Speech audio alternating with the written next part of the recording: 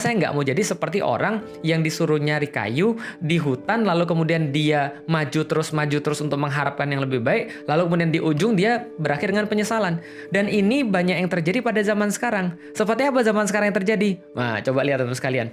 Ada orang-orang yang kadang-kadang ya, ketika misalnya contoh, ada seseorang yang datang pada dia, atau ada seseorang yang mengkhidbah dia, taruhlah dia seorang perempuan misalnya. Dia merasa, nggak mau, aku nggak mau, kenapa? Karena aku sudah suka dengan seseorang misalnya. Aku cuma suka sama si dia, dan aku mau dia untuk menjadi kemudian pasangan saya. Pertanyaan saya, untuk apa Anda menikah? Kenapa Anda nikah? Kenapa Anda harus kemudian mengalami jenjang pernikahan? Kalau untuk ya ini karena dakwah, kenapa harus sama dia?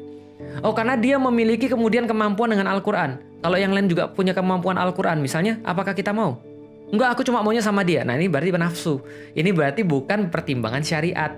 Bukan kemudian dia menginginkan satu fase yang berbeda untuk ketaatan kepada Allah.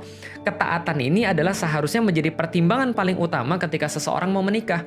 Maka kadang-kadang ketika ada seorang akhwat nanya pada saya, Ustaz, kapan kita harus menerima seseorang? Kapan kita harus menolak seseorang? Kita harus menerima seseorang ya kalau dia sudah memenuhi standar yang kita perlukan untuk masa depan. Kalau memang cuma untuk dakwah, memang semuanya untuk lillahi ta'ala, maka ketika datang seorang laki-laki yang baik dan dia sudah punya komitmen di dalam dakwah, sudah punya komitmen dalam ketaatan pada Allah, ya sudah nikahlah. Kan nggak perlu harus ideal. Nggak semua yang kita inginkan harus jadi nyata. Nggak semua yang kita mau harus kemudian terrealisasi. Tapi yang harus terrealisasi adalah apa yang kita niatkan di jalan Allah. Karena pernikahan adalah sebagai sebuah ibadah. Nah, jadi teman-teman sekalian, apa yang menjadi kesimpulannya? Teman-teman harus tahu dulu nikah ini untuk apa. Kalau teman-teman tahu nikah ini untuk apa, teman-teman tahu apa yang harus dilakukan setelah nikah, teman-teman tahu setelah nikah mau ngapain, maka tidak pernah akan ada kebingungan dalam menentukan siapa pasangan kita. Begitupun juga dengan seorang laki-laki. Ketika laki-laki itu tahu persis kenapa dia nikah, maka dia akan lepas daripada pertanyaan-pertanyaan yang nggak penting yang seringkali ditanyakan kepada saya. Ustadz, saya suka dengan seseorang, saya mau ngajak dia nikah, tapi dia non-muslim, gimana Ustadz? Ya tergantung antum nikahnya untuk apa. Antum nikahnya itu tujuannya apa? Ustadz, saya mau nikah, Ustadz, tapi mohon maaf, Ustadz, gimana kalau seandainya dia bukan satu etnis dengan saya? Dia orang Sunda, Ustadz, sedangkan saya orang Padang. Emang terus kenapa? Kamu nikahnya karena apa dulu gitu kan ya? Ustadz, mohon maaf, Ustadz, saya mau nikah sama dia, Ustadz. Tapi gimana, Ustadz? Kalau seandainya saya tuh pengennya yang seksi. Nah, ini balik lagi. Jadi antum tuh nikah untuk apa? Kalau orang nikah itu untuk Allah, maka pertimbangannya akan disesuaikan dengan itu. Kalau saya pengen pergi ke Turki, maka saya cari tiket ke Turki.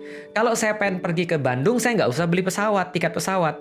Kalau saya pengen pergi ke Surabaya, saya akan cari tiket pesawat, tapi bukan pesawat internasional. Maka apapun yang akan kita lakukan, kriteria kita dalam dan memilih seorang pasangan sangat tergantung dengan bagaimana kehidupan yang kita inginkan pasca nikah. Ini yang paling penting di dalam pernikahan. Dan ini yang paling sering juga dilewatkan sama orang.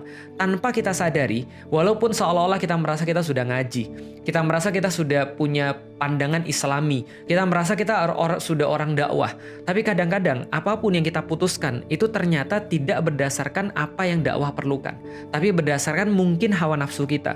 Karena itulah kita seringkali memilih dalam arti kemudian kalau nggak sama dia kita nggak mau. Padahal ya emang harus begitu.